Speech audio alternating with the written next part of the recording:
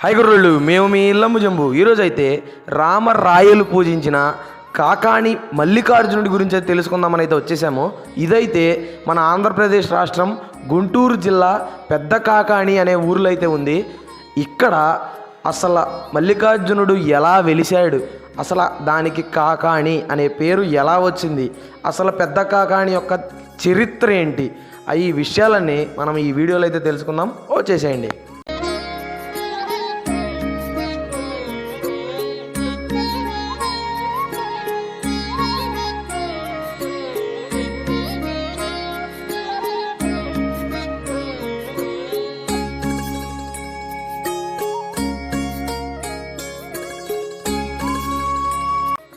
శ్రీరామచంద్రుడు ఇంకా అనేక పురాణ పురుషులే కాక శ్రీకృష్ణదేవరాయలు కూడా పూజించి మొక్కులు తీర్చుకున్న కాకాణి క్షేత్రం గుంటూరు జిల్లాలో ఉన్నది.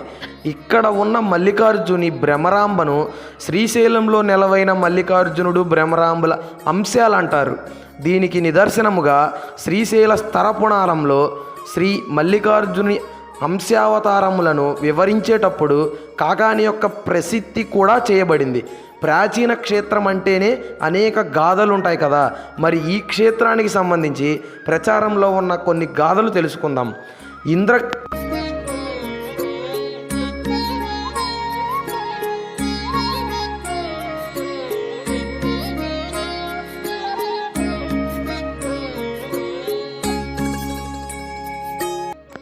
ఇంద్రకీలాద్రికి అంటే విజయవాడలో కనకదుర్గమ్మ కొలువై ఉన్న కొండకు గర్చపురికి అంటే నేటి గుంటూరుకి మధ్య గల ఒక సుందర వనంలో పూర్వం ఒక సిద్ధయోగి చాలా కాలంగా పరమేశ్వరుని గురించి తపస్సు చేయగా పరమేశ్వరుడు ప్రత్యక్షమయ్యాడు. సిద్ధయోగి పరమేశ్వరుని ఆ స్థలమందే ఉండి భక్తులను బ్రోవమని కోరుకున్నాడు. పరమేశ్వరుడు ప్రసన్నుడై స్వయంభూగా వెలిశాడు. అక్కడ ఒకసారి పరమేశ్వరుడు కొందరు మునులను తీసుకొని మంగళాద్రి అంటే నేటి మంగళగిరి నుండి ప్రయాణించుచు మంగళాద్రికి గుర్తపురి అంటే నేటి గుంటూరుకు మధ్య గల ఒక సుందర వనాన్ని చూసి కొంతకాలంగా అక్కడ ఉన్నారు. అదే ప్రస్తుతం కాకాణి. మునీశ్వరులు ఈశ్వరుణ్ణి సేవించుచుండగా స్వామివారు భక్తులను కాపాడుతూ అక్కడ సంతోషంగా ఉండసాగారు. ఆ వనము క్రమంగా ఒక గ్రామముగా ఏర్పడినది. సిద్ధయోగులు చాలామంది ఇక్కడ స్వామిని బిల్వార్చనములతో నృత్య గీతాలతో సేవించి స్వామి కృపాకటాక్షాలు పొందారు. అందుకే ఈ ప్రదేశాన్ని సిద్ధయోగ సమాజం అనే పేరు కూడా ఉంది.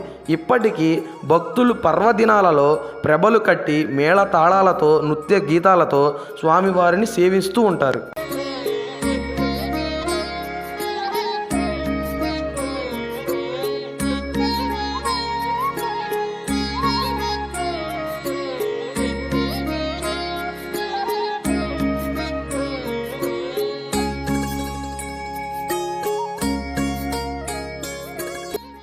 పరమేశ్వరుడు ఇక్కడ ఉండిపోవడం వల్ల భ్రమరాంబికాదేవి దిగులుతో స్వామిని వెతకడానికి తన చెలికత్తెలను పంపించారు. వారు ఇక్కడ స్వామిని చూసి భ్రమరాంబికాదేవి పంపిన వార్తలను ఈశ్వరుడికి తెలియజేసి ఇంకా ఈశ్వరుడు కూడా తన స్థానానికి చేరుకోవాలని నిర్ణయించుకొని తన భక్తులకు ఇచ్చిన మాట ప్రకారం వారిని కాపాడడానికి ఇక్కడ లింగ రూపంలో స్వయంభూగా వెలిశారు.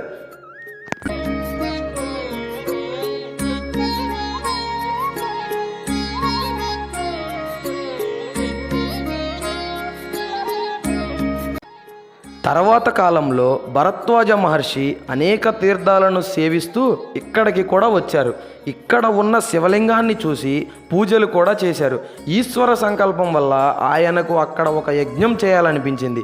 వెంటనే అనేక ఋషి పుంగవులను ఆహ్వానించి యజ్ఞశాలలను నిర్మించి యజ్ఞాన్ని మొదలుపెట్టారు. యజ్ఞకుండంలో అగ్ని ప్రజ్వలింపజేసి అందులో దేవతలకు ఆహుతులను సమర్పిస్తారు. భరద్వాజుడు అలా ఆహుతులను సమర్పిస్తున్న సమయంలో ఒక కాకి అక్కడికి వచ్చి దేవతలకు సమర్పిస్తున్న ఆహుతులను తాను తినసాగింది. యజ్ఞం భగ్నమవుతుందనే వేదనతో భరద్వాజ మహర్షి ఆ కాకిని చంపబోతాడు. అప్పుడు కాకి మనుష్య భాషలో ఇలా చెప్పింది, ఓ మహర్షి, నేను కాకాసురుడనే రాక్షసుడను. బ్రహ్మ ఇచ్చిన వరం చేత దేవతలకు ఇచ్చేటటువంటి హవిస్సులను నేను భక్షించవచ్చు. నువ్వు నన్నెందుకు వరిస్తున్నావు? నీ యజ్ఞం సఫలం కావాలంటే నేనొక ఉపాయం చెబుతా విను. నువ్వు పవిత్ర జలాలతో పవమాన అగ్నమర్షణ సూక్తులు చదువుతూ అభిషేకించిన నీరు నా మీద జల్లు. పూర్వం ఒక ఋషి ఇచ్చిన శాపం వల్ల నేను ఈ రూపంలో ఉన్నాను. మీ అభిషేక జలంతో నాకు శాపం తొలగి మోక్షం వస్తుంది. మీకు ఆటంకం లేకుండా యజ్ఞం పూర్తవుతుంది.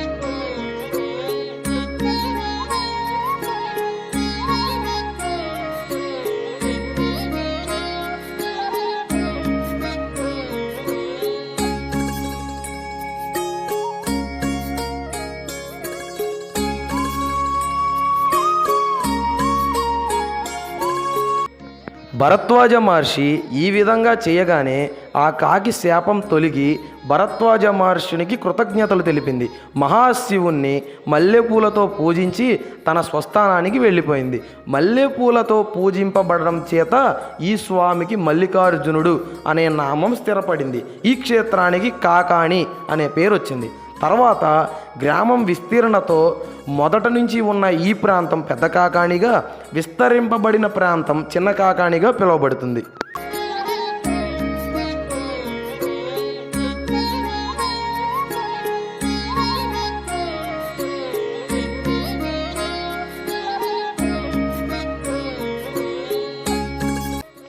శ్రీరామచంద్రుడు ఈ క్షేత్రాన్ని దర్శించి ఇక్కడ శివుడికి కోటి పత్రి పూజ చేశాడని చెబుతారు.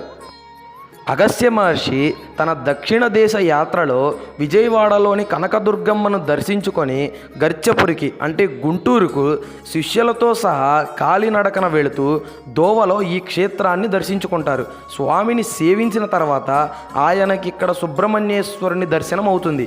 ఇక్కడ భ్రమరాంబ మల్లికార్జునులతో పాటు సుబ్రహ్మణ్యేశ్వరుడు కూడా కొలువై ఉన్నాడు. అందుకనే భక్తులకు తమ పిల్లలకు చెవులు కుట్టించడం, నాగప్రతిష్ఠ చేయడం వగైరా వగైరా ఇక్కడ చాలా చేస్తారు. శ్రీకృష్ణదేవరాయని ఆస్థాన మునులు అంటే మంత్రి రెంటూరి చిట్టరుసుది ఈ గ్రామానికే చెందిన వారని కూడా చెబుతున్నారు.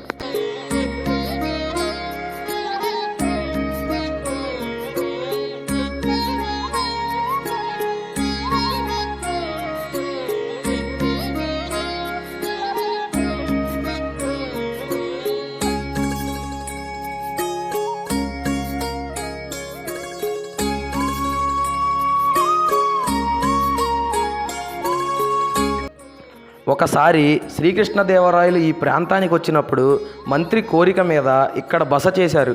అప్పుడు ఇక్కడి ప్రజలు ఇక్కడి విశేషములను తెలిపి ఆలయము జీర్ణావస్థలో ఉండడం వల్ల పునర్నిర్మించవలసినదిగా కోరుకున్నారు. శ్రీకృష్ణదేవరాయలు తన మంత్రి చిట్టరుషికి కావాల్సిన ధనమిచ్చి ఆలయ పునర్నిర్మాణానికి అనుమతించారు.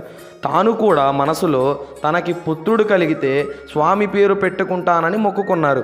తర్వాత శ్రీకృష్ణదేవరాయలకి పుత్రుడు కలగడం, అతనికి సదాశివరాయలు అనే పేరు పెట్టడం జరిగింది.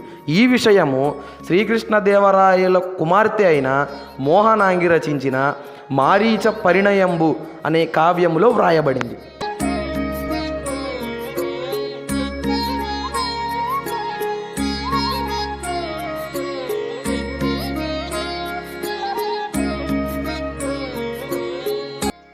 ఈ దేవాలయ ప్రాంగణంలో రాహుకేతు గ్రహ మండపాల్లో గ్రహ పూజలు జరుగుతాయి.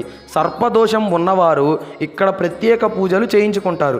తర్వాత చాలా కాలానికి 1911లో కాకాని వాస్తవ్యులైన కొల్లిపర వెంకటరత్నం గారు ఈ ఆలయాన్ని పునరుద్ధరించి పునఃప్రతిష్ఠ చేశారు. ఈ ఆలయంలో ఇంకా మనం విఘ్నేశ్వరుడు, భద్రకాళి, వీరభద్రుడు, పెద్ద నందీశ్వరుడు, శివతాండవమూర్తి, మహిషాసురమర్దిని, సుబ్రహ్మణ్యేశ్వర స్వామి వగైరా దేవతామూర్తులను మరియు కళ్యాణ మండపాన్ని కూడా చూడవచ్చు.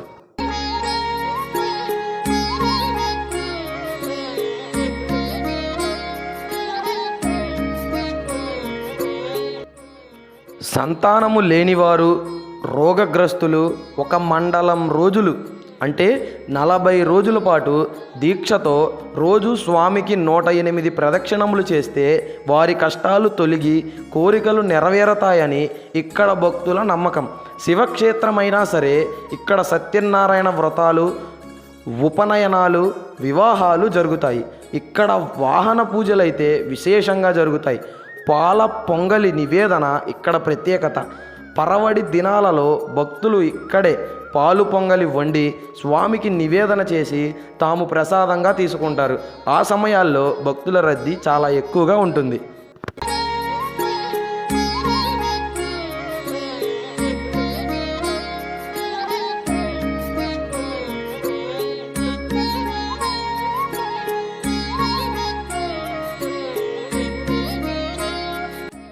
ఇక్కడితో పెద్ద కాకాని యొక్క చరిత్ర విశేషాలు అయితే కంప్లీట్ అయిపోయినాయి. ఇంకా ఇలాంటి వీడియోలు మేము మరెన్నో చేయాలంటే మీరైతే మాకు ఒక చిన్న సపోర్ట్ చేయాలి. అదే please like, share and subscribe. ఇట్లు మీ లంబు జంబు.